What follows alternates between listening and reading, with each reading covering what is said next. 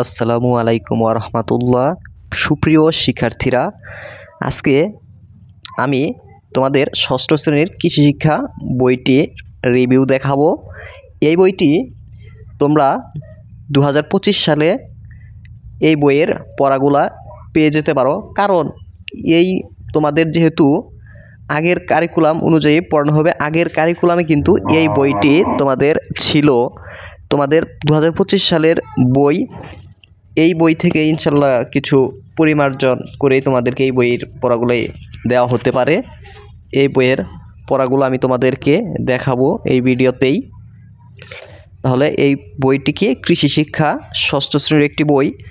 বছরের শুরুতেই তোমরা নতুন গণিতের ও অন্যান্য বিষয়ের সমাধান পেতে ইউটিউব চ্যানেলটি সাবস্ক্রাইব করে রাখো।